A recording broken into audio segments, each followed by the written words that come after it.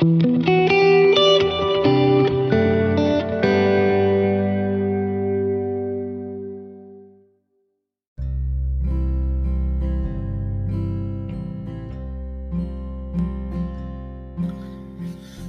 morning from the Wolfpack Farms recording studio. Welcome to Off the Roll. I'm your host, Troy Hirschman. This is episode 6. It's hard to believe that we've gotten to episode 6 so far when I started this back this summer, but it's been a process. And today's podcast is really, really cool. Today's guest is John Coddington. John just recently retired as an athlete trainer after 47 years. All of it in the clinical setting. He was one of the pioneers in athletic trainers in the clinical setting. And he's earned some high praise as well. He was the IATA Clinical Athletic Trainer of the Year in 1989. He was inducted into the Indiana Athletic Trainers Association Hall of Fame in 2001. In 2008, he was inducted into the Ball State Cardinal Sports Medicine Society Ring of Honor. And upon retirement, he was awarded the Sagamore of the Wabash, which is the highest award that any Hoosier citizen can obtain from the governor's office. John's got a compelling and interesting story and a whole lot of laughs along the way. I'm very proud and happy to have him on this podcast. So let's go off the roll with John Coddington.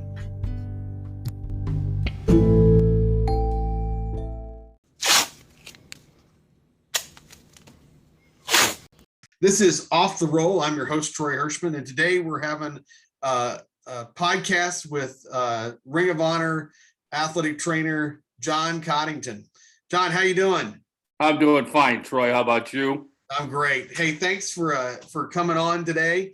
I know your schedule's been really busy this last weekend. So, and like I told you on the phone, you have been requested for this podcast. So it should be interesting to see what all this hubbub is about on this request. But the other thing is I think that we're going to do this individually for a few people, and then eventually we're going to have a couple people on together, which will be really fun.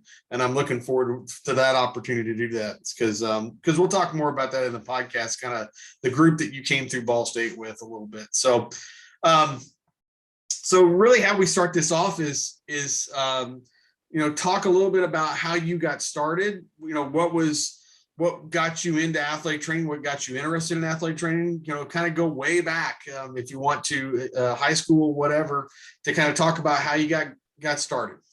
Well, I got started back as, in high school. My sophomore year, believe it or not, I played freshman football, and I went out to get my equipment as a sophomore, and Stan Klimczak, who was our head coach at that time, wouldn't issue me any equipment.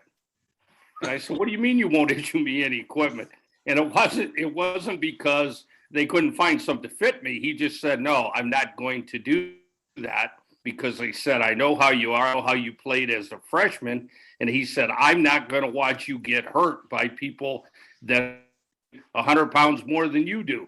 And you got to understand, when I graduated from high school, I was only 5 feet tall on the nose. And Stan said, "I'm not going to let it happen." So he said, "I think what you need to do," he said, I think you need to pursue a career in athletic training. And he said, "I think that would suit you, just tremendously well." And between him and Ken, our head baseball coach at LaPorte, and Larry McKeever, who was my wrestling coach at LaPorte, they were the ones that really pushed me into the field of athletic training. And I had a lot of respect for all three of those men. And with them and their input, that's what I decided to pursue. But here's the caveat. I started my freshman year at Purdue, and Jim Russ and I played softball together. We played fast pitch softball. I was the second baseman. Jim Russ was our catcher. And we were talking one day at practice or before a game, and he said, "I thought you were interested in athletic training." And I said, "I am, Jim." And he said, "Well, then what the hell are you doing at Purdue?" He said, "You need to come to Ball State that's got the best program in the country." Yeah. And thank God for Jim Russ, because that's when I changed course and I headed to Ball State University. So how do you think those head coaches at LaPorte knew about athletic training? I mean, to Well, say, yeah. They were just involved. And whenever we had an injury at the high school level, they always included me in what they were doing, because they were responsible at that time, because there were no athletic trainers in the schools except at Penn High School, where Tony Portales was at. And, they were just very in tune to taking good care of the athletes and pursuing good care for athletes that had been hurt.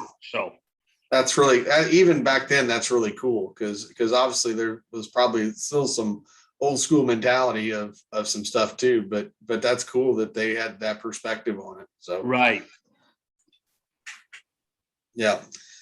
So you start out Purdue, and Jim Russ says, "Get your butt over to Ball State." So what was that? What was that like? I mean, who did you? I mean, how did that basically? You knew you wanted to go there, but who did you have to talk to kind of get to that point? Well, I talked to an academic advisor there, but Jim Russ was the one that talked to the people in the athletic training program and said, "Hey, the man is interested. Can he come in and talk to you people?" And at that time, Jim was there, Ron was there, but so was Ruddy Adams as the head trainer at that time. Yeah. And I remember my first, we were on quarters then at Ball State. We weren't on semesters. Right. And my first quarter, I started in the training room in the gym. And John Fallstick and some of we practiced taping every day. You can't imagine how much tape we went through doing ankles, hands, wrists, whatever. And about 3 weeks into that process, Ruddy came into the training room one day, because he was normally out at the stadium with football. And he looks at an ankle that somebody had taped, because somebody was sitting on the training or on the taping. He said, "Who taped this ankle?" And none of us wanted to say anything, because we thought, "Oh man, I screwed up." And I finally said, "I did." He said, "Good, I'll see you at the stadium on Monday." Because that's what everybody aspired to do, is go out to the stadium and work football when they got there. So that was the day that I transitioned from the training room in the gym to the training room at the stadium and working football. Yeah. So at the time, who was teaching the classes? Was it Ron? Was it Jim? Was it Ruddy? It was Ron and Jim. Yeah. And I can't remember, I'm sure Ruddy was too. But it was Ron and Jim, and some of the anatomy classes. Phil Knox taught anatomy. Okay. Some of the other coaches taught the basic anatomy, the 201 or whatever it was, 200, 201, whatever. Yeah. But Ron and Jim were teaching the athletic training courses, the exercise phys courses, and that type of thing. But and I can't remember, but I'm sure in his position, I'm sure that Ruddy was teaching classes. Or adding. But I'm sure he was teaching classes. Yeah. So that was 1972. Right, 1972. Okay. So you go out to football. Who was the head football coach then at that time? Dave McLean. Dave McLean was the head football coach. He was the head football coach. Great guy. He did so much for me, Troy. He really did. I mean, he was just phenomenal to me, and I will never ever forget he did for Lynn and I, when I was there. But in 73, in the spring of 73, we knew that Ruddy was going to be leaving, and he was going to be taking a job working with a couple hospitals in Michigan, going back home, so to speak. Yeah.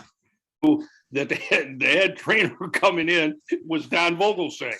Yeah. Well, none of us knew a whole hell of a lot about Don Vogelsang, but at the convention in Atlanta, I think Jim Russ, Stevie Cezanne, Jack Mansfield, and I are standing at the elevator, and he gets off.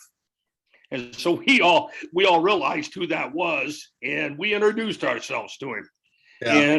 And when we got down for 2 days in football, he had a party every year for the training staff. Well, that first year, he has that party, and he brings out a magazine, a Life magazine, with a cover picture of a Marine Corps unit that was fighting in the Vietnam War. And this unit was nothing but a killing machine, a 40-man killing machine. And guess whose picture was circled on the front of that magazine? And it was Don Vogelsang. Oh, my goodness. So we get back to the training room the next day or day after, and he said, I hear you were raised by a Marine. And I said, yes, I was. And he said, so I bet you can take care of yourself, don't you? And I said, yeah, I can take care of myself.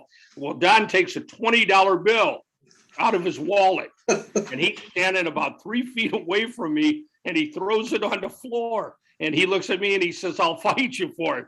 And my dad didn't raise any dummies. I said, no. I said, you're too damn anxious. That's not happening, And he just laughed and picked it up. But honest to God, I'll fight you for it. Yeah.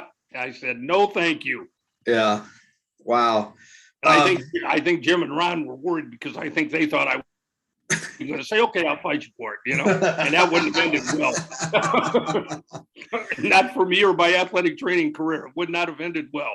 Yeah. That's a thing that I've heard a lot from the athlete trainers that went through the program when Don was the head athletic trainer, is that he was pretty intense on things, and I had some talks with Tony Cox at one time that said, he would do things like drop the matches from his pipe in different areas and then come back and see if you swept the floors or on top of cabinets, to make sure you cleaned on top of cabinets. And he said, that was just a very militaristic approach to how his management style was and dealing with the students. So, well, yeah, we always used to say that he ran a training room in the athletic training program like he ran his 40-man unit over in Vietnam.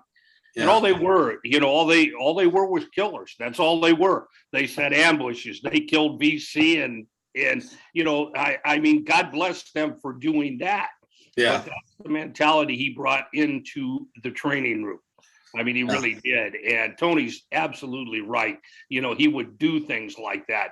And I can remember, I think you and I talked about this at one time. I can remember him sitting in a pair of shorts without a shirt on at the end of the year, going through his itemized report. Right. And I think, God, he probably put everything down, including how many cotton balls, Band-Aids, Q-tips, whatever, that we had left in the training room at the end of that year. Keep talking, because here it is. Well, there's a letter from Woody Hayes, but this is it right here. This is the stuff he gave me. They're all in here. I mean, just folders upon folders upon, just stuff that he kept every resume. Like, I've got Tony's resume in here from when he applied for the assistant's job at Ball State. He was very meticulous about that. And it's funny that at that point in time, we all probably, we looked at it and went like, well, why do you do that? And now that stuff is probably going to go in the archives of Ball State. We're going to have an archivist probably archive that stuff because Don was so meticulous about that stuff. And there is a historical reference to it that could be very important someday to people looking through that stuff. So, but go ahead. Maybe that's the way the year we all should have inventoried. But it was like everything else that he did. He was so meticulous. But the one thing I remember the most about Don, when we had the Ring of Honor ceremony, when he was inducted at the Colts facility, he was talking to somebody, and I walked up, and he just smiled and shook my hand. And I said, Don Vogelsang, I know that because he told me he was surprised that he was inducted. And I said, I want to tell you one thing. I said, you taught me more about injury evaluation than any 10 people could. And because of you, I said, I will put my hands-on evaluation up against anybody in the country because of the way and what you taught me. I didn't go any further than that because that's the truth. That's what I give him credit for. And some of the other things overlooked, but I give him credit for that because, you want to give credit where credit is due. And that's why my senior year during football season, at least during the day until 1 o'clock in the afternoon, I I handled the training room in the men's gym. And I would write up the injury report as I saw it. I would put it on his desk, and the athlete would come in the next day, and Don would reevaluate. And I tell you this, 95% of the time, he didn't add or change anything because that's how well he taught me. Yeah. Yeah. That's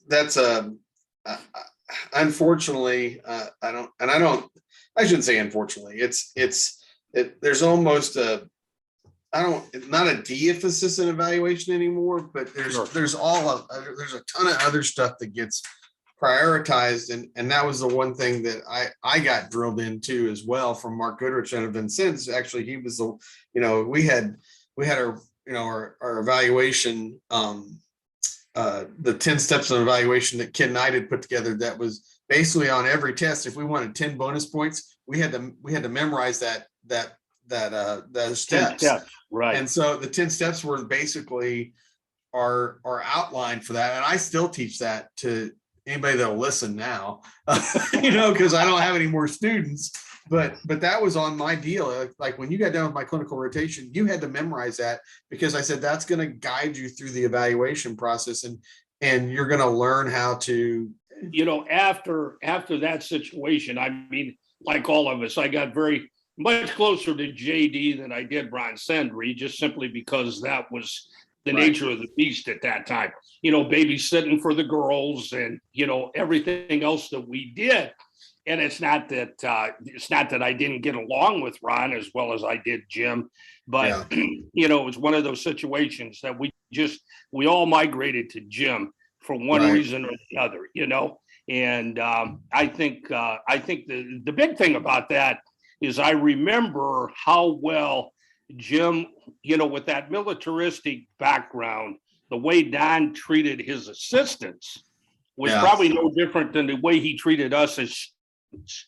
And I remember Jim was able to deal with that much better than Ron was because he would roll with the punches. Okay. Yeah. He could do that. And, it was just those things that, you could see the confrontation. All right. So you're talking about how Jim would roll with the punches. Right. Yeah. So he would deal with that a little bit. I mean, that's where you stopped. It's okay. Oh, okay. Yeah. Sure. So Jim would roll with the punches and kind of deal with Don a little bit differently than Ron would. Right. Yeah. And, I think, Ron was much more, I don't know whether you could call it confrontational than Jim was, but Jim just knew that it didn't matter. You were going to do it Don's way or you weren't going to do it. That's all there was to it, And he was better fit for doing that than say Ron was. But he treated us all the same. There's no ifs, ands, and buts about it. So talk to me a little bit about that. I mean, obviously we've got pictures of the classes that you were there. So who was there when you were there? You've obviously mentioned Jim Russ. Okay, Jim Russ. And Steve Fostick. Yeah, Steve Cezanne. Right, Steve. Okay, Steve Cezanne, Jack Mansfield, Steve Kindig, Bruce Manifold, and Bruce got out of the athletic training profession early, and Bill Myers was one of the grad assistants. So who was the grad assistant again? Bill Myers. Bill Myers. Okay. Right. All right. Rex Sharp, I keep forgetting about Rex Sharp. And I met Neil in 1985. That's when I first met Neil. Right. When he was running the clinic in the gym through sports care physical therapy for Dick Hoover and Glenn Snow. And I was one that was involved in that too, because under those auspices, I opened a clinic for him in LaPorte. So was Ken Evans around? Oh yeah, yeah.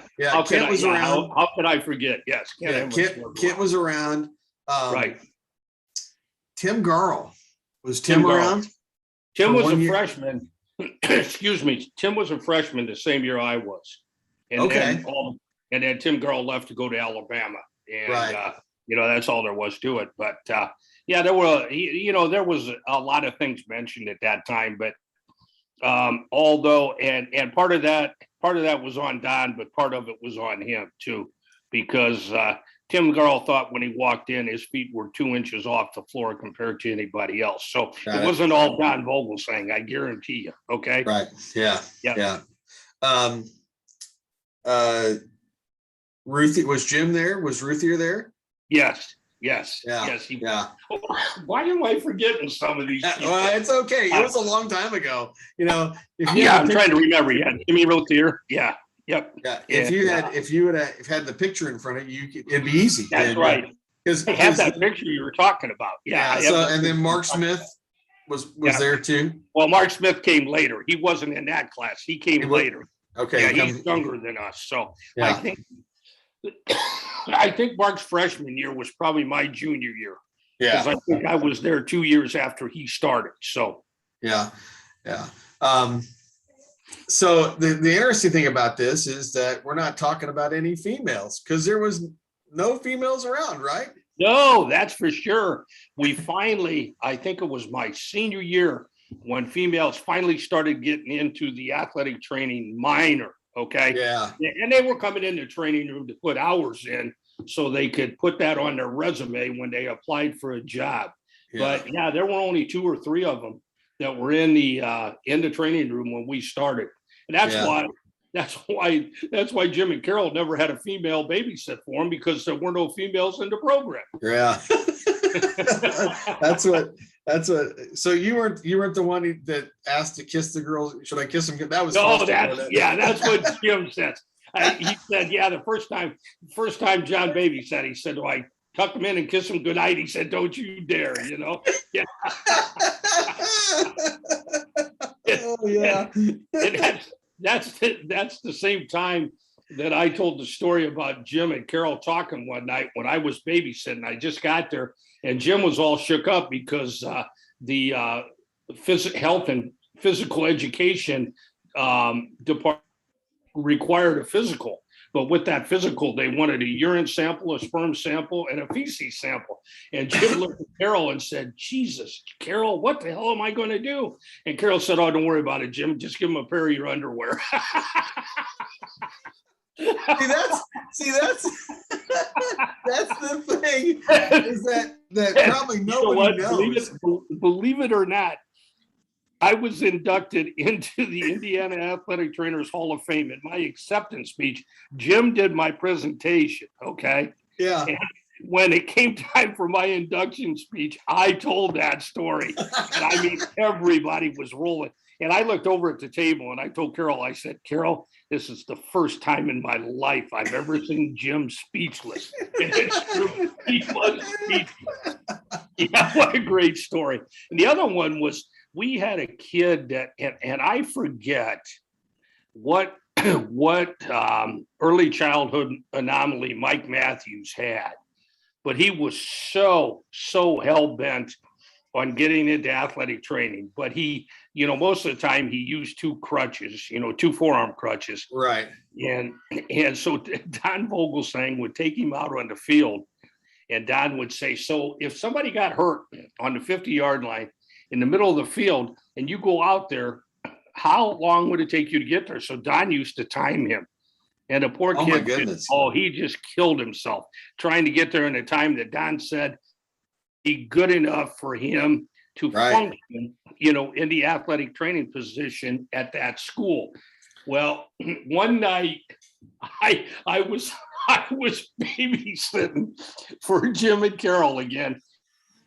This was when they were on Ashland, and I go jumping up the steps, going to the house, and I think it was Lori was looking out the window, and Lori looks at her dad and said, "Dad, Mike's healed."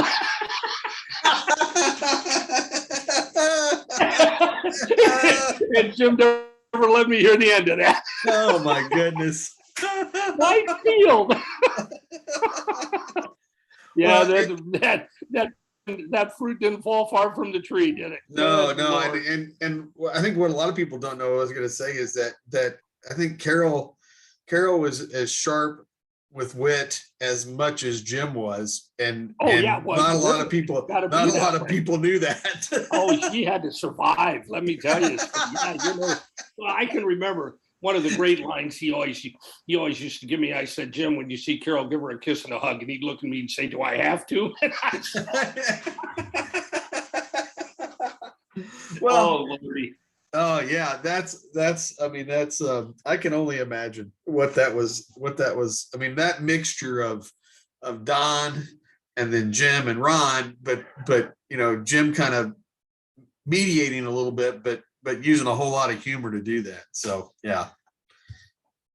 So what sports did you work when you were at Ball State?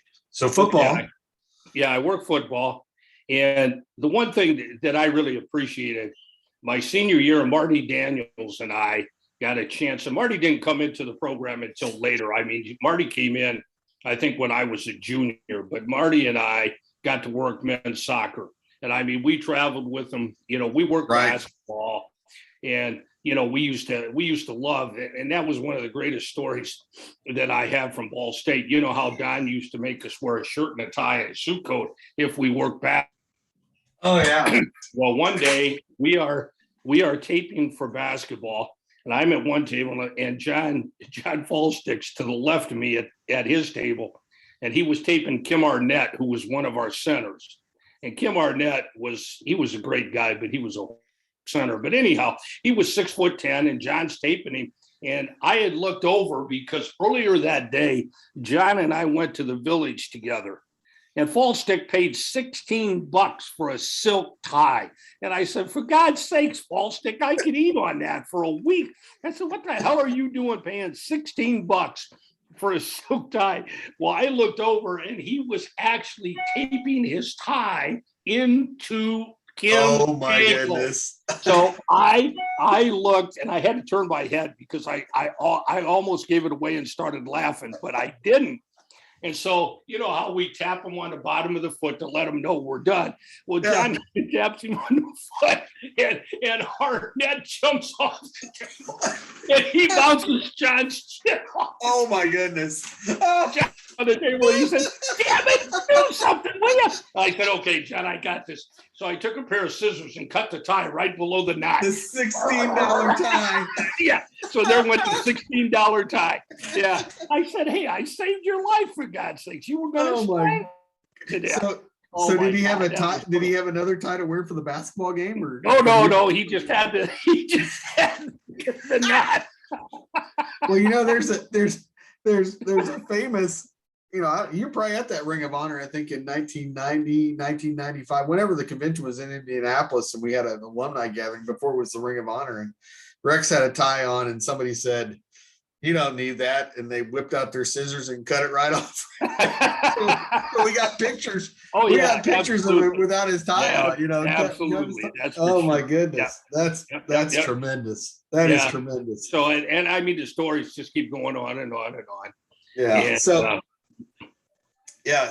basketball, and then you said your senior year you were kind of in charge of the men's gym athletic training room. Right, in the morning. Yeah, in the morning. Yep. Yeah. Well, when all the athletes came in the following day for their treatment and stuff, or to get an injury assessed. Yeah. And I really appreciated that because, the greatest thing about it, Troy, is that there was nobody looking over my shoulder. Right. I mean, I had to make the assessment there, do the treatment as I saw fit. And then granted, Don came in the next day or had them come in the following day, and he would redo the injury assessment. But like I say, 95% of the time, he never changed what I did. And he was so meticulous when it came to evaluation. And he was horrible as far as taping ankles, though. And he would admit it because he hated doing it, Yeah. He hated doing it. And that's why all the guys shied away from him. Nobody wanted to go over there, Yeah. They didn't want to get their ankle taped. Yeah. Right. So one of the things I haven't, that because you're the first guy kind of other than Snowball, which is before you a little bit, but one of the things that gets brought up here, particularly with this history project that Ron Sindri and I have been working on, and mostly Ron, has been doing the yeoman's work of it. But so during this time, you're an athlete trainer, you're in a minor. What was your major? I majored in physiology and health science with a concentration in or a minor in athletic training and political science. Oh, wow. Okay. Yeah. And so this entire time you're doing this, you're getting a major, and you're just like, okay, what am I going to do when I'm ending it? What were people talking about? What was Jim talking about? What was Ron talking about? I mean, obviously they were more on the education side of things with the certification exam. What did they tell you about that? And then where did you take your certification exam at? Okay, I took my certification exam at Valparaiso University under the auspices of Rod Moore. And it's funny, Troy, because you think about back then in the early 70s, the only female that was prominent in athletic training at that time was Marge Album. Right. Okay. And Margie and I have known each other for 100 years, and Margie and I get along very well. But I go in to do my practical, and I look in the back of the room, and there sits Marge Allman. And I'm thinking, oh, shit. Yeah. Yeah. And the funniest, they've got that table set up. You can use this, you can use that. And when we taped, Fallstick and I were lucky because we could tape with 2-inch adhesive really well. A lot of people didn't like using it. It was too wide for them, okay? So we had plenty of tape all the time. But God would never let us use the Elasticon. Everything was Zonus athletic tape. And he was the only one that Jim could use it, and Ron could use it, but we couldn't. Well, except for, a few occasions. If he dictated, hey, you got to do this with Elasticon or whatever, then we could use it. But we couldn't use it. We couldn't use it, on our own accord. So they got that tray sitting there, and I'm getting ready to tape an ankle. Or no, I'm getting ready to tape a knee for medial collateral ligament support. And I did it with 2-inch white athletic tape, Johnson & Johnson Zonus. And I get through taping that knee, and Marge Oldham comes up and looks at it, and she was expecting me to use Elasticon, use this, use that. And she says, God, I haven't seen a knee tape like that in years. And I looked at her, and, me being me, I said, well, then how in the hell can you grade me? Oh, I thought, here we go. Yeah, here we go. You just cooked the Christmas goose right now, Wow. So that was, that's kind of right when they were still trying to figure some stuff out. I mean, did you, did you feel like, okay, some of this stuff is okay, some of this stuff is great. Why are we getting asked this question? Why am I getting asked to do this part of the practical? Well, I'll tell you what, as far as the practical was concerned, no, I was glad. I walked in and I had a blue sport coat on, and that came off the first 5 minutes because I'm sweating bullets. Fallstick and I were good at that. And I had a light blue shirt on that looked like it was Navy by the time I was done because I was wringing wet. But the things that they asked me to do,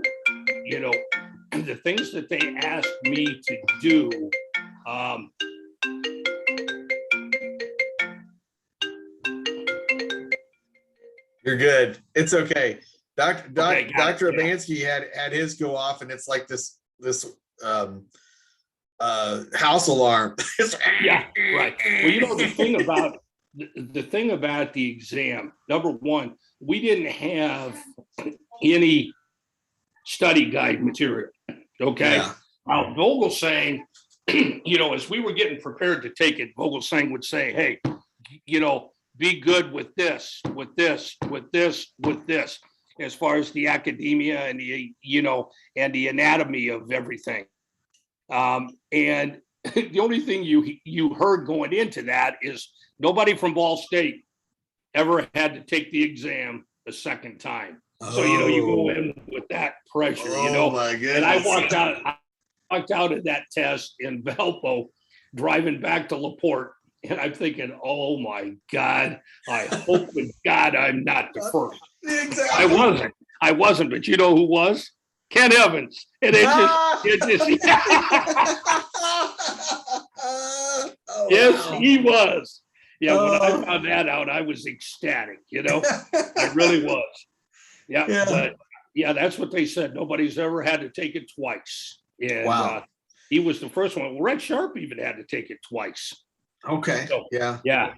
But yeah, when I got that letter saying, "Dear certified athletic trainer," boy, I tell you what, my heartbeat came down about 80 beats per minute. And when I'm sitting there looking at that envelope, and I didn't know whether I wanted to open it or not, Yeah. But yeah, it was tense. And I'll tell you what, the kids, all the years that I proctored the exam and I was an examiner's captain, I don't think these kids realize what we did in our test as far as the practical part of the exam. Oh my Lord. Yeah. Things that we had to do, the evaluations that we had to do. I had to evaluate a knee. I had to evaluate a shoulder. I'm sure if you didn't, right, that meant that you flunked automatically. But it was tense back then. And I was really upset when they kind of pared it down. I really was. Yeah. That's the thing. Even now you talk to the kids and you're like, this is what we had to do. And even for me, it was still, they cut stuff up. I didn't do a full evaluation on somebody. I did special tests on a knee, I think. And I did what would I do for a basic shoulder rehab or something, and taped an ankle and so on and so forth. But the thing that I used to think about, Troy, during, giving the oral practical, I used to think, where the hell are these people graduating from? Because I remember what Ruddy taught us. I remember what Don taught us, what Jim taught us, what Ron taught us. And I'm thinking, how in the hell did these people even get out of school? Yeah. And how are they going to consider themselves prepared for going on a football field, going on a basketball court, by themselves, for 15 athletes, 65 athletes. It just was mind-boggling to me. It really was. Yeah, you would, your mom. And again, I mean, it's every generation's a little different in that process, but we're going to see how interesting it is with this entry-level masters and the amount of clinical experience these kids are getting right now. It's funny. Today was a day that we have one student that's with our women's basketball athlete trainer, and they had the day off today. And I noticed that he wasn't there. The student wasn't there. And I thought, days off were the days that you came in and practiced, or you came in and did other stuff. And maybe you needed a bunch of heel and lace pads or whatever, you just did it because you wanted to be there. And now that mentality is just not there anymore, and that's how many, what is it? Do they have to have 800 practical hours now? I don't think there's any hours. They got rid of the hours long ago. They have to pass competencies. Okay. So they have to do, I mean, they've changed it all around, and I'm not even sure what it's from this entry level masters, what they have to do, but it was at one time you had to do X, Y, and Z competency. And guess who that fell on to pass those kids on those competencies? It was their preceptor. The academic people weren't necessarily doing this.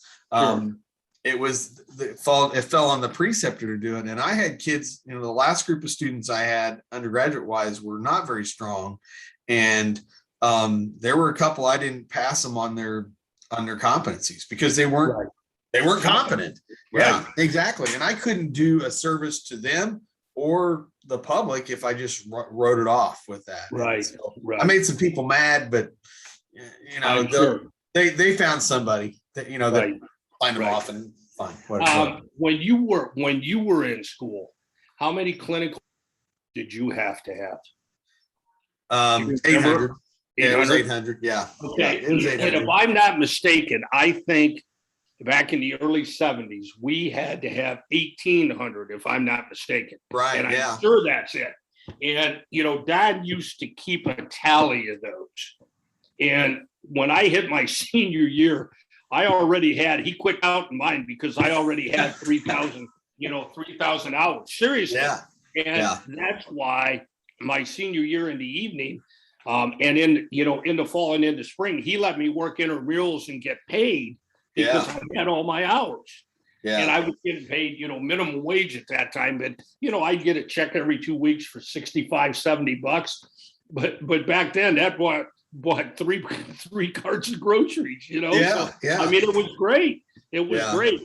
But that's why I was able to work intramurals. Yeah. And it was funny because here's the scenario that he approached me with. He's out at the stadium and we're, taping for spring football because I started, going to the football fields. After we'd get through taping, I'd go to the intramural football fields. And he said, would you like to continue this? And I said, well, I'll do half and let Ken Evans do half. And he said, no. He said, you either do it or you don't. And I said, okay, I'm in. That's the way he was, I don't know why. I just felt like I only wanted to be there about half the time I was there. But he said, no, you either do it or you don't. I said, okay, fine. Like I say, it was his way or the highway. So. Yeah. So you graduated from Ball State. And so what was your first job? Okay, my first job when I was in school, I used to come back and work as a tech at LaPorte Hospital. Okay. And my first love was always rehab. Right. So when I got out of school, I didn't even pursue any high school or college jobs. I contacted the people at LaPorte Hospital and they said, come on back, and that's where I started. And I remember calling Jim and I said, hey, Jim, I started at LaPorte Hospital. This was on a Friday. I called him.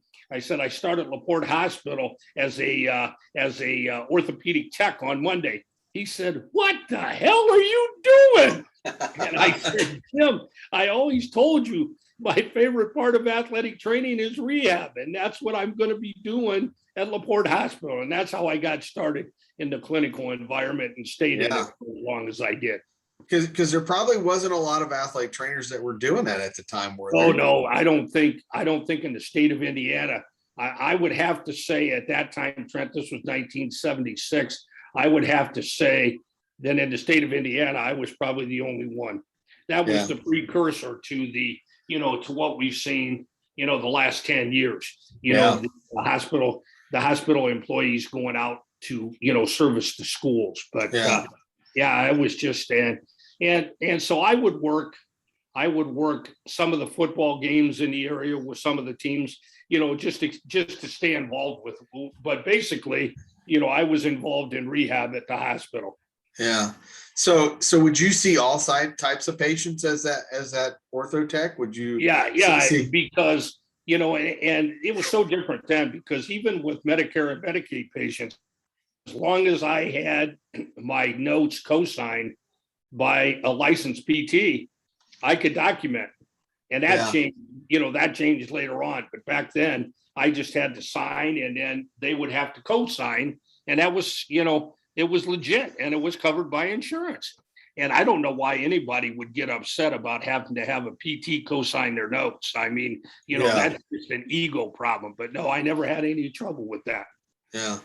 Yeah. Well, it was a job that paid and you were doing your job and they were doing theirs. And right. It wasn't any. But how what's really funny is how I got involved with working with throwers in general with softball players, because when I was at Ball State, Bob Rickle was the head coach.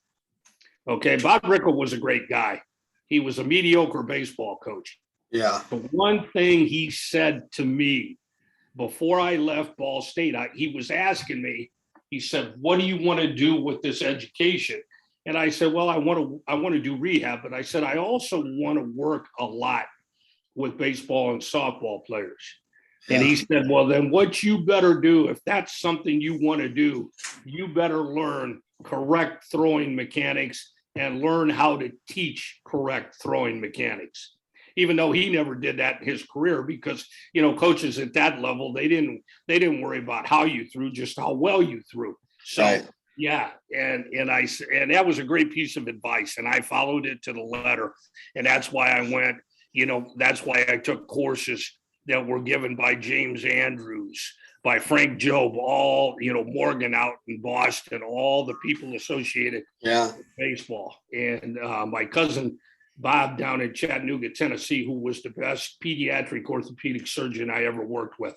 Yeah. And so I learned throwing mechanics from orthopedic surgeons. I didn't learn it from a coach.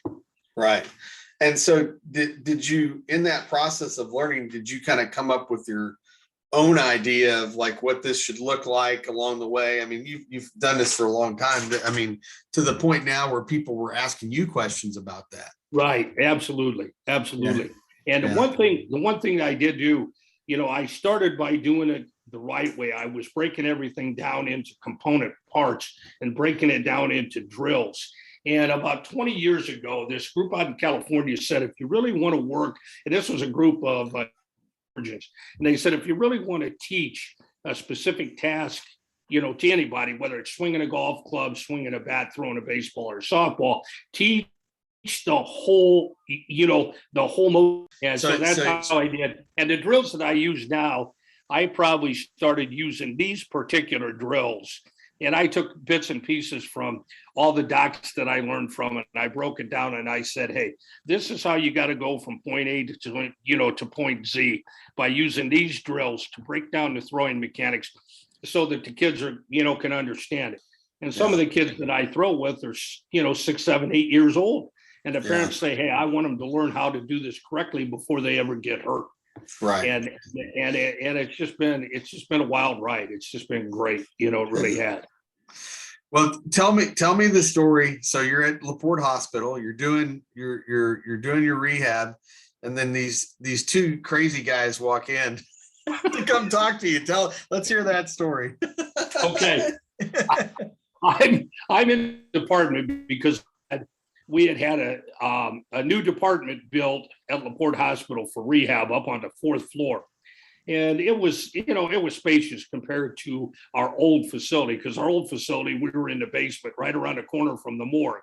Well, anyhow, I'm working with a wrestler, I think, and a softball player at that time. And all of a sudden I turn around and look at the door, and there's Glenn Snow and Dick Hoover.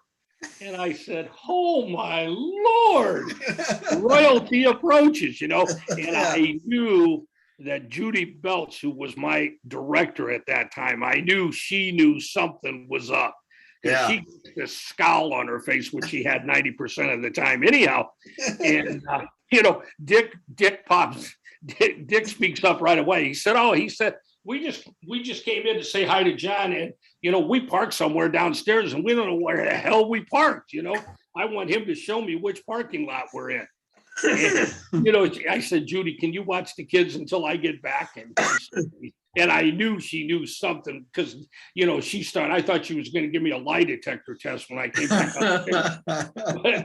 But we get on the elevator and Snowball says, hey, we're in the process of looking for a spot to put in a rehab clinic for sports care physical therapy, which was Dick's group, in Chicago, that he had sold to Baxter Travidol. But part of the deal was that he was going to set clinics up around the country for him as part of the deal, and part of the sale. And I said, so what are you looking for? And Glenn looks at me and he said, we want to put a clinic here in LaPorte, Indiana. And he said, and we want you to find a facility and we want you to run it. And I said, holy criminy. And, it just bing, bing, bing. Well, it only took me a week to call Glenn back and say I'm in. So at that point in time, this is unbelievable. And that was in June, the first week of June. Dick, being the president, he put me on the payroll the first week of June. And by the time Snowball and I found a facility, they got activated so we could move in. It was probably October, but I was still getting paid, from June until then. And that's how badly Dick wanted that clinic in LaPorte to go.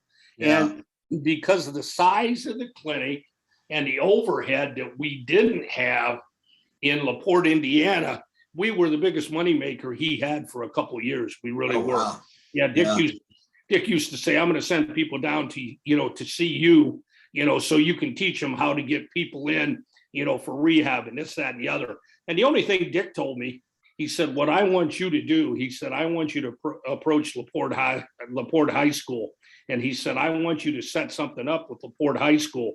He said, even if they want to name you their head trainer, I want you to set that up. So we have that in. And I did. And, the rest is history. So, yeah. That's, again, I think a lot of it, and that's going to be another podcast is kind of Glenn explaining how all that went. And there's tons of stories that go along with that too, but just the fact that he was so perceptive of like, this is how this is going to go. And these are the people that we're going to go get to take care of this and run this and set all this up. And how many people have benefited along the way. I mean, the fact that he put you on the payroll in June and you didn't have a clinic set up, but you were doing all those things for the company, knowing that if by doing that, it's going to pay off in the end. And it did. Right. Absolutely. Absolutely. Yeah.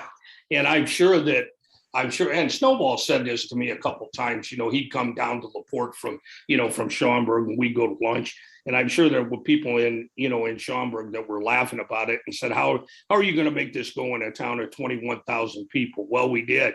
And like I say, by volume, we didn't make as much money as some of the bigger clinics, but by volume, we made more money for a couple of years than any of them, Yeah. And I know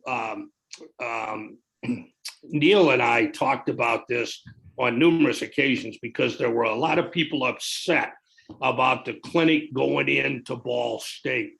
And people were, getting billed to their insurance and everything. And it was, the whole 9 yards. Now, we didn't have that because we were a clinic set up just like an outpatient hospital clinic or whatever. So I didn't have to deal with that. But I promise you, Neil did because, there was a lot of consternation about that. And, people said, how can you do that?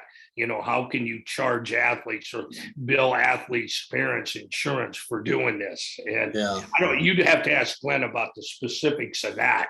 I mean, and I would. I mean, it's funny. I mean, you're gonna pay for it one way or another in the real world, or I think that's the part of my theory now that I've had enough experience in the college setting to look back on things is that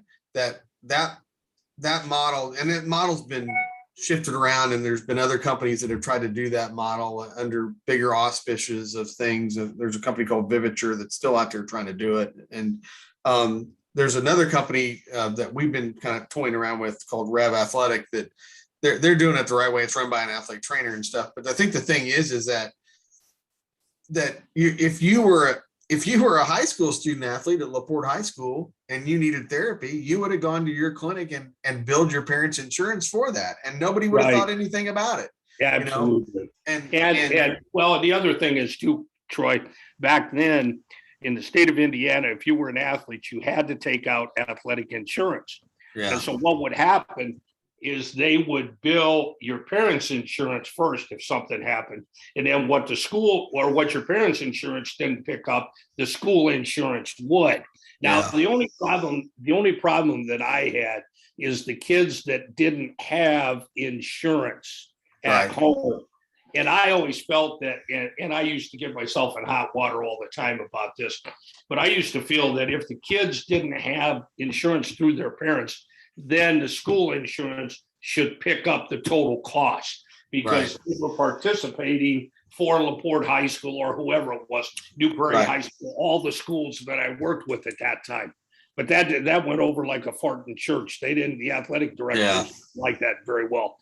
And, and I talked to parents about that. And, I had a couple superintendents call me and say, I wish you wouldn't, talk to the people about that, about that option.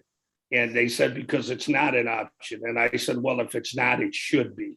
And I said, I never told them the school corporation would. I just told them the school corporation should if they didn't have insurance. If you had a split family and, a divorce, and, with no insurance through her ex or anything else. But yeah, such is life. But yeah, that's a horse of a different color. But so that's how that got started. Yeah. And because of that, and because of the success I had doing that, and the fact that I loved rehab, that's why I stayed in it all these years. The craziest thing I ever did, though, was when I went to work for South Bend Orthopedics originally. This is back in 1985. Yeah.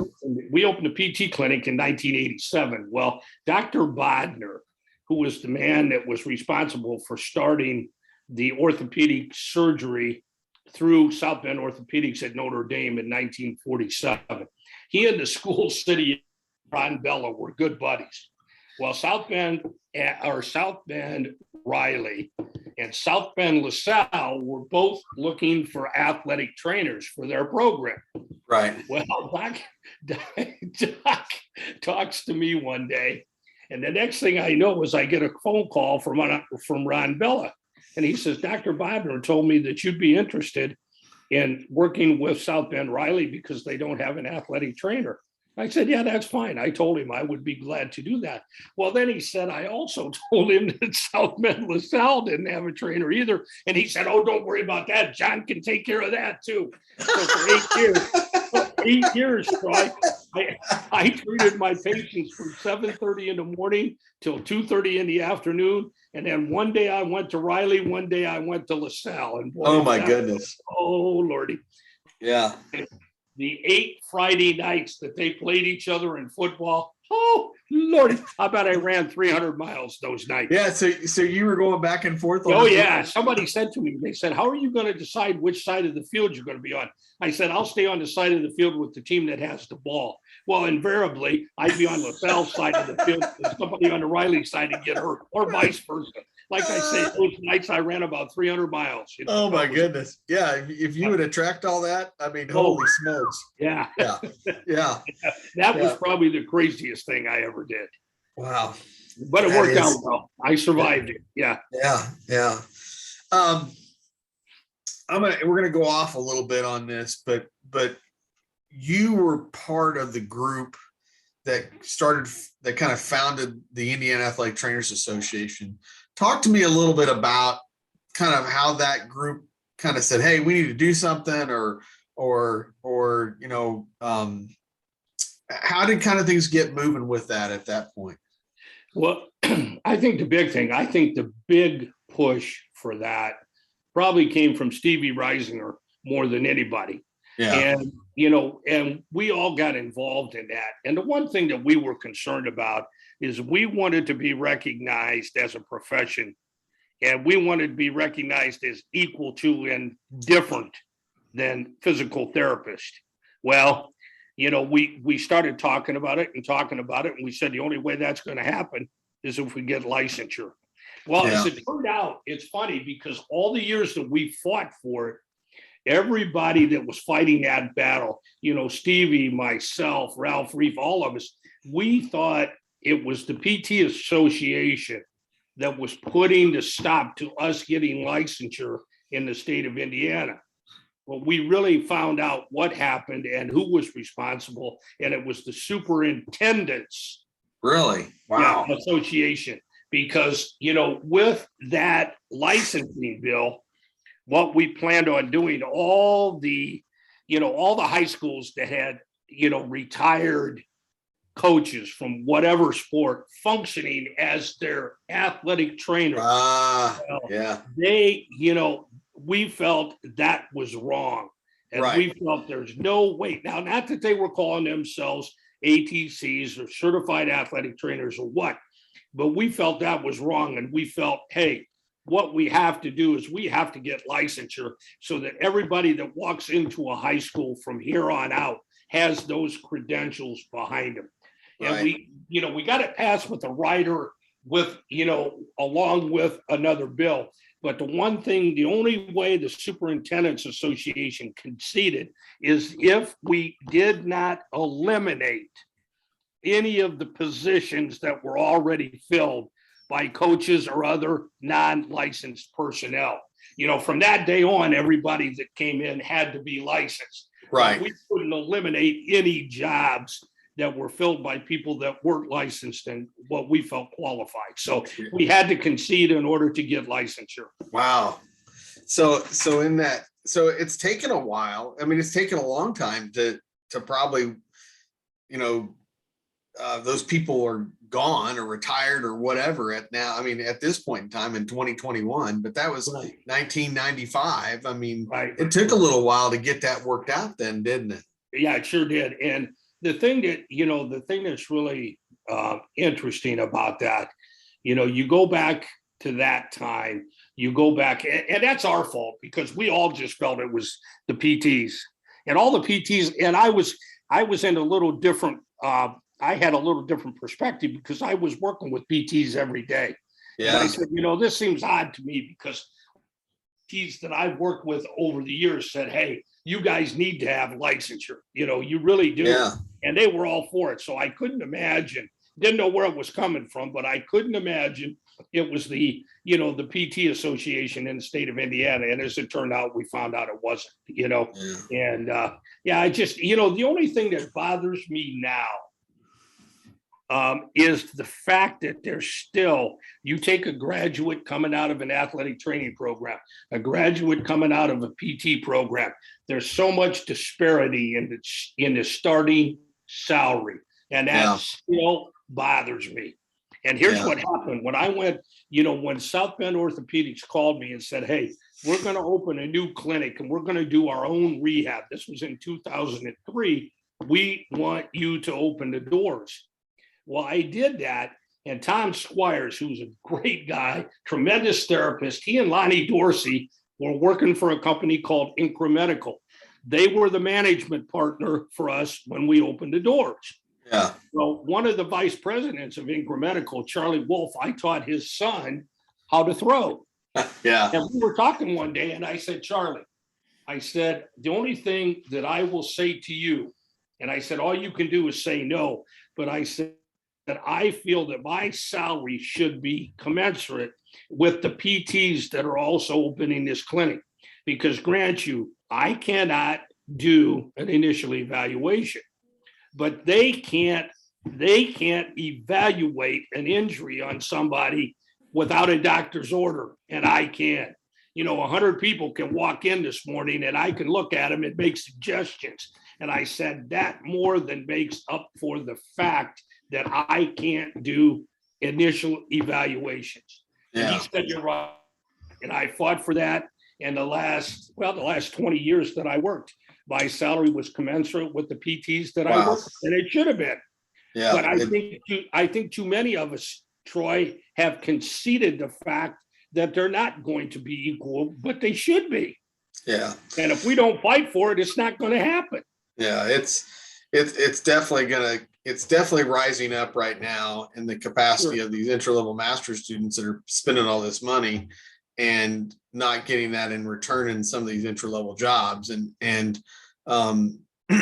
whatever they're doing with that. And I think that whether that will get fixed or not, I don't know. I just don't know. Right. I only know.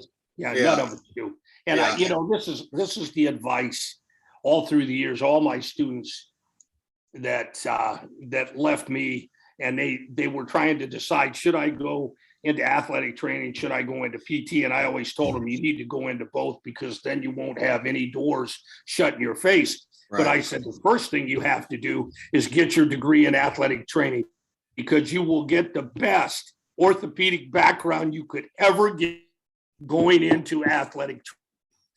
And I said, the other reason is if you go to PT school first, the money you're going to be making, you're never going to go back into and get your degree in athletic training. And I said, that sounds sad for an athletic trainer of, the number of years that I've been, saying that to you, but it's the honest to God truth. You start making those big bucks, you're not going to go back. Yeah. Yeah. Well, I think that's the thing that as a profession, there's going to have to be some stepping up, whether it be at the grassroots level, which I really do think it's going to happen there.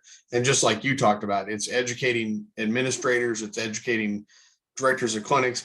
The interesting thing is, it seems like that the industrial setting is recognizing the value, and they're paying that value. Right, I mean, right, yeah, absolutely, absolutely. They almost see it as this is an investment, and we want the best people to make sure that our people are coming back so they can be productive. And especially in this time where it's hard to get people or not have enough people. I've talked to a couple of my friends that are working in the industrial setting right now, and I mean, they're working, and they're working hard, but they're getting paid what they're valued. And they're like, Troy, this is, and he goes, I have one friend that's like, this is like, yeah, I go in at 6:30 in the morning, but I'm home at 3, and I'm making twice as much as I did at a high school or clinic or any of that stuff. Well, and you can, the one person you can talk to about that, you can talk to Coney about that, talk to Tony about that, talk to Matt Nitch about that, with their place, in Newcastle. It's just south of. I live north of Newcastle, so I know exactly. Right. Yeah. No, but anyhow, but they can tell you, about the disparity between the two and how they've been able to make that up, being where they're at now. And it just, it's just been so sad to me, because there's too many kids going into athletic training that settle, and you can't settle. And, I remember Marge Album telling me, she said, I'm so proud of you, because people have said to me, well, John's trying to, to promote, himself as, an equal to PTs.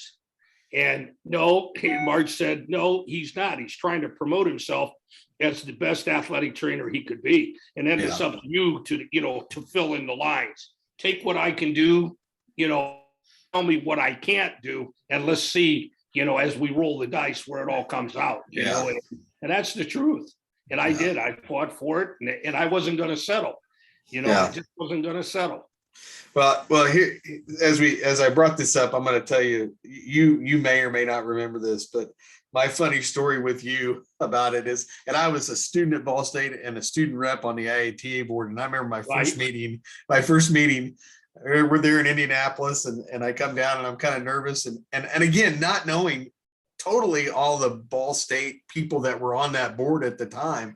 And I remember I tried to vote on something, and you said, put your hand down. You're just a damn student rep. And I went, oh crap, I screwed this up already. And Coddington, he's all over me. And I went back and told Rex and Tony, and they're laughing. They're like, that's John. He's going to tell you exactly what he thinks on that deal. He goes, you didn't do anything wrong. You're good. And I think I forget, it might have been Rising or somebody like that, who after the meeting said, hey, you're good, man. Don't worry about it. What it is. Well, if you would have talked to me afterwards, I would have said the same thing. Yeah. Well, you found that out. Scared the crap out of me. So. It just, and what's really nuts is I kept that clinical position on that board for 10 years. You talk about a knucklehead. Good Lord. Driving down from LaPorte to those meetings. And we never had meetings up here. The closest I ever got was at Purdue. Those were the closest. But but I felt like I could, as a clinical rep, I felt like I could influence some of the things that we were doing. And I hope I did. But with Stevie Reisinger and Jack Mansfield and all the people that were on it. It was a lot of fun. Monica, I still see, every now and then I'll see Monica at Methodist, and I'll say, in fact, she might be here in a couple of weeks to cover the volleyball championships, and we'll laugh a little bit about, like, I was just a scared kid, that I didn't know any better. Ferrari had told me, hey, do this, you'll be fine. Lito's like, yeah, it's a great gig. You'll learn all this stuff. And I thought, my goodness, what am I doing? What am I doing? So, oh man. Well, we had some fun, but we learned a lot too. We really did, Yeah. So I'm gonna start kind of, as I've heard this term landing the plane here a little bit on the on this, and leave some folks with some stuff that they, we can come back and revisit some stuff, especially with if we get some other people on here with you. But anything else that you've been in athletic training for a long time, and anything that you can think about that was influential, or people that you've come in contact with that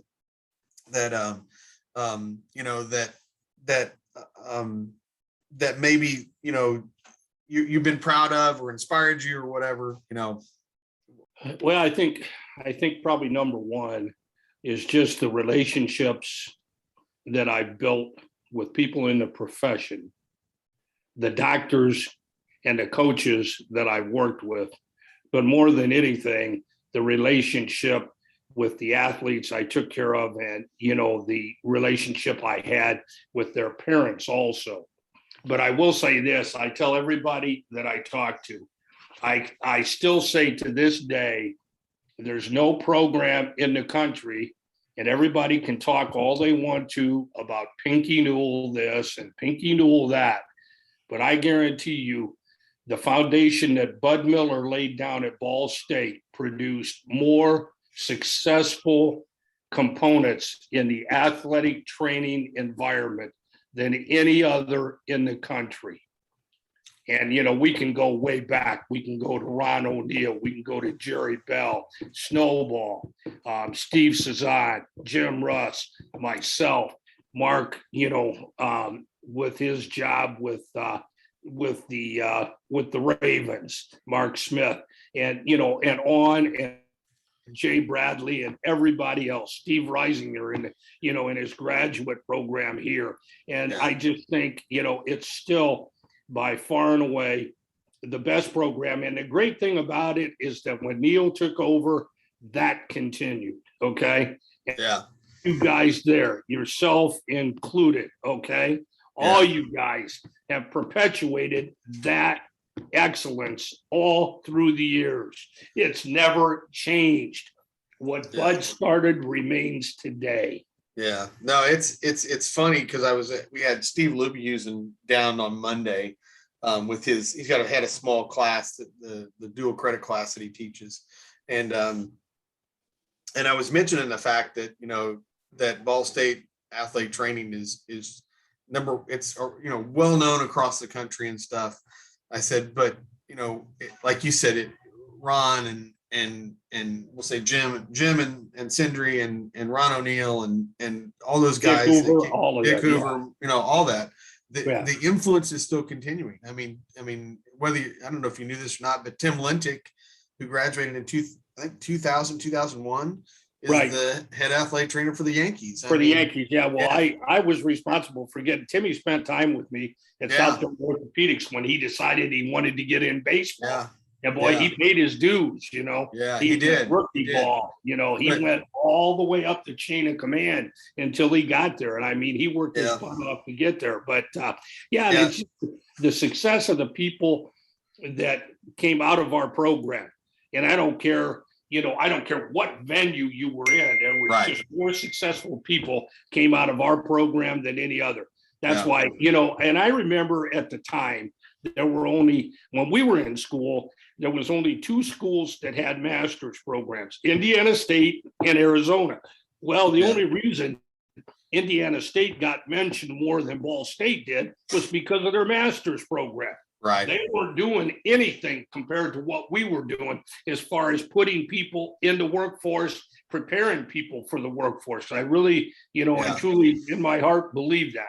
Well, and you probably do know that. I mean, maybe you know this, maybe you don't. But when we put Neil in the Hall of Fame, I started counting up how many IATA Hall of Fame members were from Ball State. There's like 13. Right. And you and JD and Bud and you can go down the line. Yeah. And that to me meant, I mean, it's everybody can talk about NATA. That's great. I think that's awesome. And whatever there is at GLADA is awesome. But these are those people I just mentioned, those are people that were out there taking care of people, getting athletes back on the field. I mean, to me, that IAT Hall of Fame was important because it was people that were doing athletic training, not so much sitting behind a desk and Right. and Well, doing. And the thing about it, Troy, we were doing it here. We were doing it in the state of Indiana. Yeah. You know, that's like, I remember somebody was talking to me about that one time. And I said, I said, the biggest thing about that, I said, I don't think there's any higher honor, no matter what profession you're in, than being named to your Hall of Fame. I said, I really don't. And that's the way. And I felt more exhilarated being named to the Ring of Honor even than I did the IATA Hall of Fame, because that's the best of the best deciding that you belong there, And you talk about getting choked up, boy. When Jim Russ called me, this is another great story though. He calls me and he said, "Hey," he said, "I just wanted to tell you," he said, "you've been nominated for the Ring of Honor." And I said, "Oh, that's wonderful." And I didn't know what to say. And he said, "By the way," he said, "it's voted on by members that are already there." And he said, "and I'm not going to vote for you." And he said, "it has to be unanimous." Oh, Lord. And there was just silence on the phone. And then he starts laughing. And I said, "Oh, you son of a gun, you." Yeah. No, it does. That meant so much. Yeah, it does. And there's not, I have, friends and colleagues that are at other schools that they're like, you guys have something really special there. You really Absolutely. do. And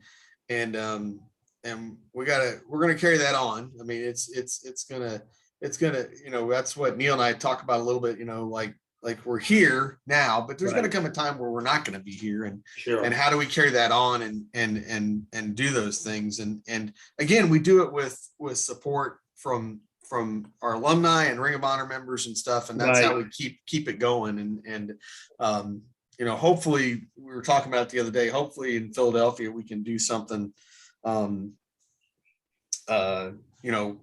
honor Rob and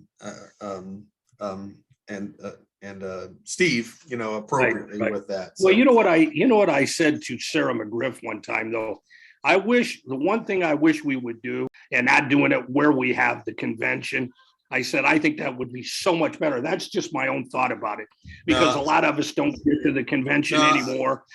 And Stevie Cezanne and I both being retired, we don't, we get our membership for free. We don't have to get CEUs. It's great to go to the convention. Right. But, and that's just my thoughts. No, and that's it. That's on the table too right now. Is do we do something on campus? We were going to do something possibly with IAT this summer, but the problem being is that Neil and I were so busy this summer that we just couldn't pull it off. And so, well, I think, to be honest with you, I don't know how everybody else feels, but I think having it at Ball State would be so much more meaningful for everybody involved. But the one thing that I have to say in finishing, when Neil called me about it and told me, he said, and he called me before Jim Russ did, but he said, you got to understand that this honor is for what you've done after you graduated for the program as much as it is for what you did in the program. Right. Because he said you have probably sent more of your students to Ball State's program than any other alum that we have. And I said, well, the one thing about it is none of my students have ever been denied entrance into the program. Right. Because all I have to do is call you. All I have to do is call Sean or Troy. And I said, they're going to get a shot. But like I tell them, I can get you there, but you're going to have to keep yourself in. And I remember one student I said, I'll never hear the end of this, but it was Mike Taylor. And oh my Lord, Jim Dickerson called me after he graduated. He said, if you ever send me somebody like that again, he said, I'll shoot you first and then shoot them. My goodness. But he still sent them. He still sent them. I mean, that's the thing. It's funny. I mean, like, I'm on a kind of a text group with 4 other MAC athletic trainers, and Jones is the ringleader. Oh, Okay. Yeah, he's the ringleader of it all. Yeah, you can blame me for that. Yeah, exactly. But sometimes I'll just outside of the group, I'll go, that's a Coddington thing, Brian. What the hell are you going to try to do with that? So we still have some fun about that with you. Neil still tells me, said, I'll never forget the day you brought Jones down to meet us after, he graduated from high school. And he said, you come into the field sports building carrying a cup of coffee, and Jones is right behind you carrying a cup of coffee. He said, I'll never forget that. He said, oh, my God, talk about mini me. Jesus. Yeah. Well, at least you didn't get him started on the bow ties, but that's okay. We have some fun about that, too. So, hey, this has been phenomenal. Oh, thank you. Hey, one of the most enjoyable times I had is when I gave the what was it that I gave before your camp that one year? Oh yeah, you were the keynote speaker. Yeah, I was. I still have that. I still have that video too. And oh, do you really? Oh yeah, I digitized it. It's on my folders and stuff. And there's going to come a time where we're going to. I mean, if you, that whole camp thing. That went on for 10 years. I can't believe I did it for 10 years. Sure. And the thing about it is that everybody was so gracious. If I asked them to come be a keynote speaker, I mean, one time I had Marge, I had Hunter Smith, and I had Neil as the kind of the group keynote speakers, like the first or second year. It must have been the second year, third year, something like that. Right. And I was telling Angie Miller about this when she was up here looking through my stuff, and I go, hey, Angie, I got a lot of these videos. I got Dick on doing a video. I got Ralph Reef talking to these kids. I've got John talking to these kids. I've got a panel discussion with Marge Hallbaum, Hunter Smith, and Neil Hazen. And she's like, can you get me that stuff? Because I said, a lot of it is just, it was just people were so gracious to come do that. And it wasn't, and that's the thing about all of us as athletic trainers. We were always trying to help young people, each other, well, and young kids too. Yeah, we were helping each other, but we were helping young kids, and that to me, and we're missing something in there with that. I don't, maybe this podcast kind of revives some of that stuff for people. Well, let's hope. Yeah, let's hope. And like you said, I think that's exactly right. I think more so with the kids, I think that starts at the top. I really do. Yeah. And I think that may be part of the reason why we don't see that in the kids today. I don't know for sure, but I know it has something to do with it. You know that as well as I do.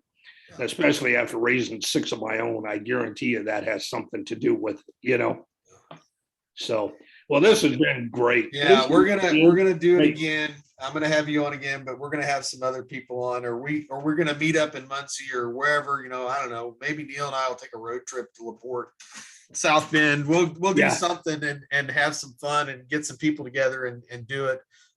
Or it would be even, like you said, if we did something Ring of Honor wise at Muncie and and had some fun with that. But I really appreciate. Tell Lynn thank you for getting you hooked up. And I'll if it wasn't for her, we'd be talking on the phone. That's for damn. No, and I'll make sure I get this.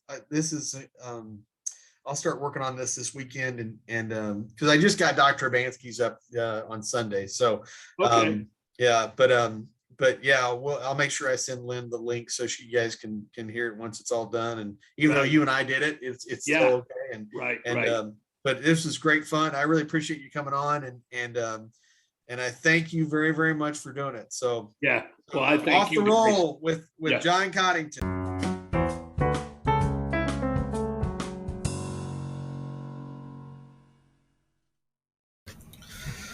I want to thank John for coming on the podcast today. He's had an interesting path in athletic training, and it was fun to listen to. As I said in the intro, John retired in athletic training after 47 years, but he's still out there working as a throwing instructor at the Source Bank Sports Performance Center in South Bend, Indiana. He's still out there saving those young arms. If you have any feedback for us on the podcast, you can do that on offtherollpodcast@gmail.com. We'd love to hear from you. And we look forward to connecting with you on the next episode of Off the Roll. Have a great day.